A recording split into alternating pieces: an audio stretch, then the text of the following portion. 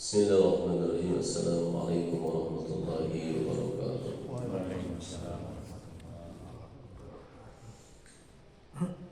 Innal hamdalillah nahmaduhu wa nasta'inuhu wa nastaghfiruh wa nu'minu bihi wa natawakkalu 'alaihi wa na'udzu billahi min shururi anfusina wa min sayyiati a'malina man yahdihillahu fala mudilla lahu wa man yudlil fala hadiya lahu. Allahumma salli wa sallim wa barik ala sayyidina Muhammadin nabiyil ummi wa ala alihi wa ashabihi ajma'in, amma ba'd. Jemaah salat subuh yang dimuliakan Allah Subhanahu wa taala. Alhamdulillah, pada pagi hari ini Allah Subhanahu wa taala masih berikan kekuatan kepada kita untuk melaksanakan salat subuh berjamaah. Harapan kita terutama di bulan Sya'ban sebentar lagi akan memasuki bulan Ramadan. Semoga amal-amal kita yang diterima sama Allah Subhanahu wa taala, dosa-dosa kita juga diampuni sama Allah Subhanahu wa taala, sehingga ketika memasuki bulan yang mulia yaitu bulan Ramadan, kita sudah dalam keadaan siap secara zahir ataupun secara batin. Hati kita dibersihkan oleh Allah Subhanahu wa taala dari dosa-dosa dan kita diberikan kekhusyuan dalam beribadah kepada Allah Subhanahu wa taala. Jemaah yang dimuliakan Allah Subhanahu wa taala, kita akan lanjutkan kajian pagi, yaitu kajian tafsir masih di surah Al-Fatihah, di ayat berikutnya, di ayat ke-4 jemaah yang ayat ke-5 jemaah yang ta'ala, yaitu iyyaka na'budu wa iyyaka nasta'in. Kita akan baca dulu jemaah yang dimuliakan Allah. Iyyaka, mangga. Iyyaka, hanya kepadamu-lah na'budu, kami beribadah, wa iyyaka, dan hanya kepadamu-lah nasta'inu, kami meminta pertolongan. Ihdina, semoga engkau tunjukkan kepada kami siratal mustaqim, yaitu jalan yang lurus. Siratal ladzina, yaitu jalannya orang-orang an'amta, yang telah diberikan kenikmatan alaihim, kepada orang-orang ghairil maghdubi, bukanlah orang-orang yang dibenci, alaihim, dari orang-orang tersebut, waladdallin, dan bukanlah orang-orang yang tersesat. Jemaah yang dimuliakan Subhanahu wa taala, di dalam surah Al-Fatihah ini kemarin disampaikan bahwa ada dua hubungan, dua makna yang terkandung di dalamnya. Yang pertama, setengah daripada 7 ayat itu menceritakan tentang hablum minallah, yang berhubungan dengan Allah Subhanahu wa taala, baik tentang ketauhidan ataupun tentang sifat-sifat Allah. Dari lafaz iyyaka sampai akhir waladdallin itu menceritakan tentang kehambaan, tentang seorang hamba atau hablum minannas. Maka di dalam ayat ini jemaah yang dimuliakan Allah, di sini seorang hamba dia mengakui bahwa hanya satu-satunya zat yang wajib diibadahi, yang wajib diminta pertolongan, yang wajib ditaati, yaitu Allah Subhanahu wa ta'ala. Iyyaka, hanya kepada kamu-lah, hanya kepada engkau-lah. Maksudnya adalah kepada Allah Subhanahu wa ta'ala. Na'budu, kami beribadah. Apa maksud beribadah di sini, jemaah yang dimuliakan Allah? Di dalam ayat yang lain Allah katakan, wa ma khalaqtul jinna wal insa illa liya'budun. Dan tidak semata-mata kami menciptakan manusia illa liya'budun, kecuali hanya untuk beribadah. Apa maksud beribadah di sini? Maka para ahli tafsir menyampaikan maksud beribadah di sini adalah ayyuharifuna. Maksudnya yaitu kewajiban manusia ini untuk mengenal Allah, untuk yakin kepada Allah, ma'rifat kepada Allah. Dan tanda daripada orang yang yakin kepada Allah yaitu dengan menghambakan dirinya dia kepada Allah melalui ritual-ritual ibadah yang telah diwajibkan kepada umat, kepada kita.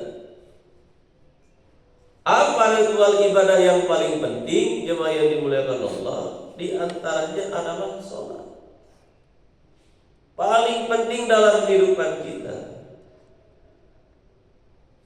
Maka dikatakan oleh para alim ulama bahwa sholat ini, jemaah yang dimuliakan Allah,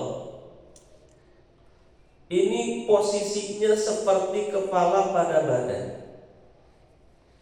Sholatnya seperti kepala pada badan. Manusia apabila tidak ada kakinya masih disebut manusia. Tangannya hilang satu masih juga disebut manusia. Atau dia telinganya hilang dua-duanya masih disebut manusia. Tapi kalau manusia ini, jemaah yang dimuliakan Allah, datang ke rumah kita kemudian tanpa kepala, bukan disebut manusia. Itulah maksud daripada sholat yang dilakukan sebagai tanda bahwa satu-satunya zat yang wajib diibadahi oleh manusia hanya Allah. Realisasinya yaitu melalui sholat. Kalau orang dia yakinnya kepada Allah, merasa bahwa Allah ini adalah Tuhan satu-satunya yang wajib dia sembah, tapi dia tidak sholat, maka itu adalah pengakuan yang dusta, kata alim ulama. Pengakuan yang salah, pengakuan yang tidak benar, pengakuan yang bohong. Pengakuan yang bohong, jemaah yang dimuliakan Allah. Kemudian wa iyyaka nasta'in, dan hanya kepadamu-lah nasta'inu, kami memohon pertolongan. Di dalam ayat lain Allah katakan wasta'inu bis-sabri was-shalah. Carilah pertolongan Allah dengan sabar dan salat. Maka satu ayat ini, iyyaka na'budu wa iyyaka nasta'in, realisasinya yaitu bagaimana cara kita meminta pertolongan kepada Allah, na'budu dengan cara ibadah. Di dalam ayat lain Allah katakan carilah pertolongan Allah itu dengan sabar dan salat. Na'budu di sini sabar dan salat. Karena tidak ada yang mampu memberikan pertolongan kepada hamba, kepada makhluk kecuali Allah. Sekalipun kita, jemaah yang dimuliakan Allah, punya problem, punya masalah besar, datang ke sana, datang ke sini, datang ke orang ini, datang ke orang itu, usaha dibuat, jemaah yang dimuliakan Allah. Kalau kata Allah tidak. Kalau Allah belum ngasih pertolongan, tidak akan ditolong oleh siapapun. Maka para sahabat radhiyallahu anhu dulu jemaah yang dimuliakan Allah, setiap ada satu masalah dalam diri mereka, maka langsung kepada Allah Subhanahu wa taala, meminta pertolongan kepada Allah Subhanahu wa taala. Dan keadaan di masa lalu menjadi kebiasaan, yaitu untuk orang-orang di masa kini di negeri Arab. Di negeri Arab jemaah yang dimuliakan Allah. Di negeri Arab ini rumah sakit ada, tapi untuk pasien-pasiennya tidak sama seperti di Indonesia. Setiap hari kalau di kita. Tapi di sana dokter banyak yang nganggur. Kemudian pekerja-pekerja rumah sakit. Kenapa? Ketika ditanya Pak, orang sana, orang Islam di Arab ini kebiasaan yang dulu dibuat oleh para sahabat radhiyallahu anhu. Ketika mereka sakit, apa yang dilakukan? Ditanyalah. Oh, ketika saya sakit, yang saya lakukan pertama kali adalah saya sholat, kemudian meminta pertolongan kepada Allah. Sholat, kemudian meminta pertolongan kepada Allah. Terus kalau saya masih sakit, saya sholat lagi, doa lagi kepada Allah.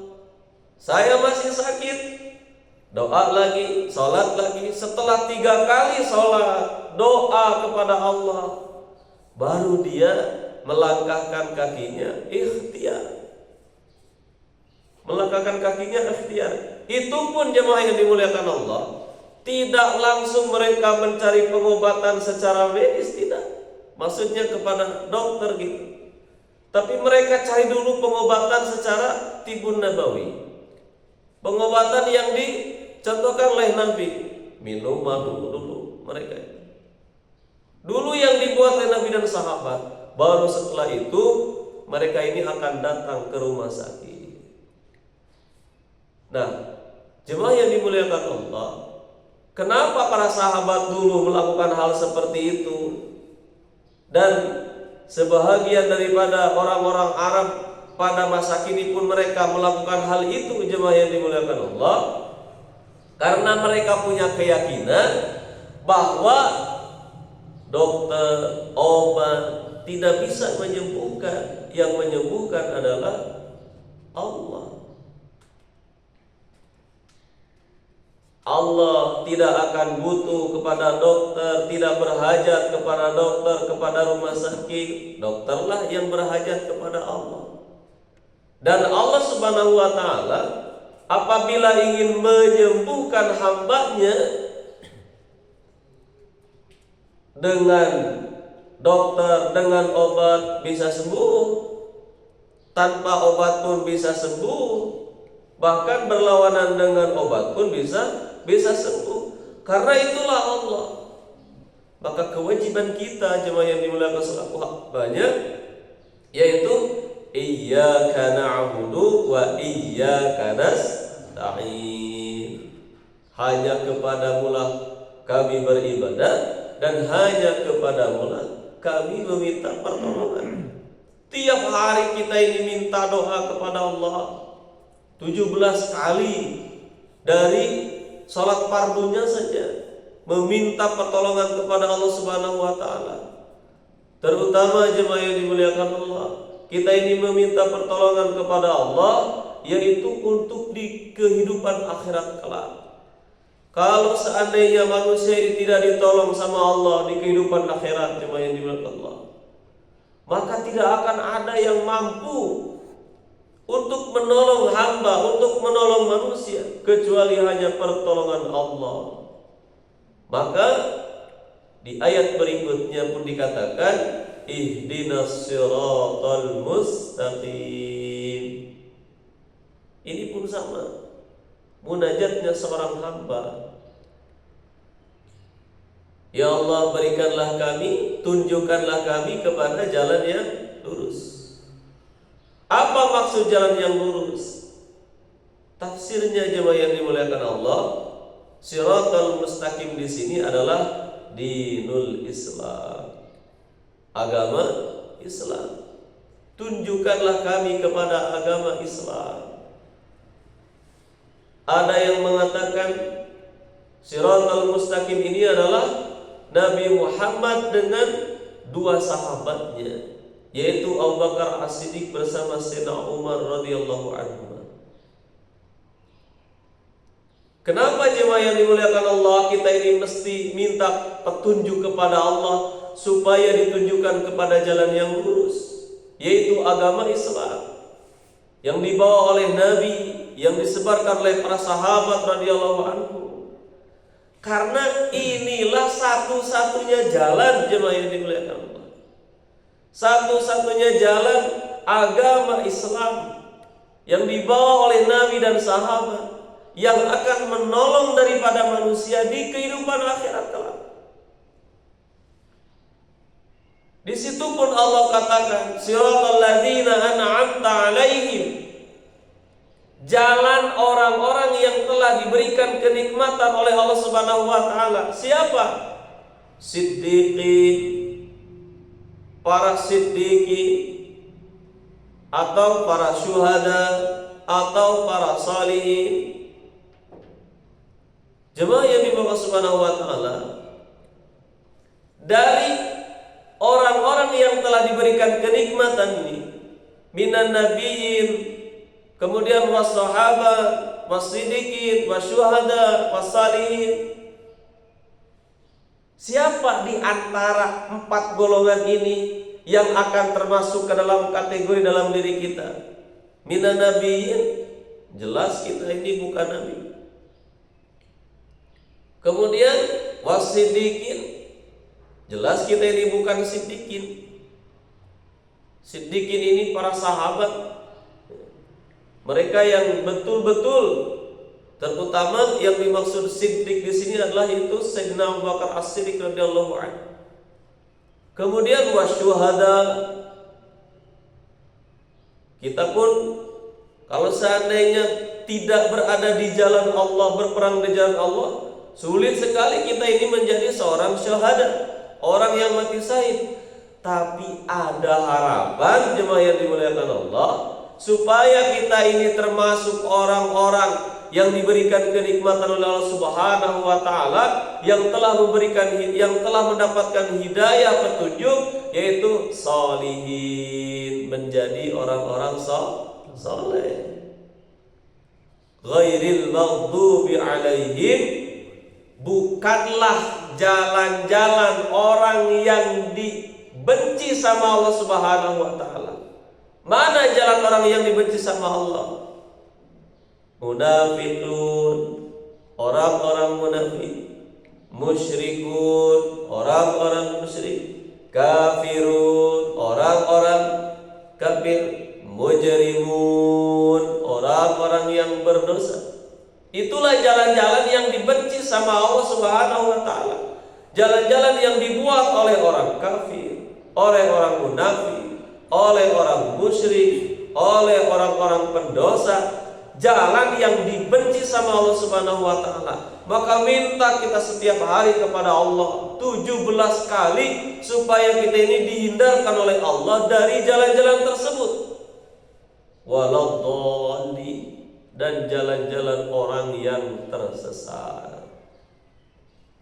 Maka jemaah yang dimuliakan Allah, melalui daripada surah Al-Fatihah ini, perbaiki bacaan-bacaannya, pahami artinya, pahami maknanya, pahami tafsirnya, sehingga apabila dua keadaan dari surah Al-Fatihah ini, manusia meyakini satu, betul dia hubungannya dengan Allah dari ayat ke-1 sampai ayat ke-4, kemudian dari ayat ke-5 sampai ayat ke-7, betul dia hubungannya dengan manusia,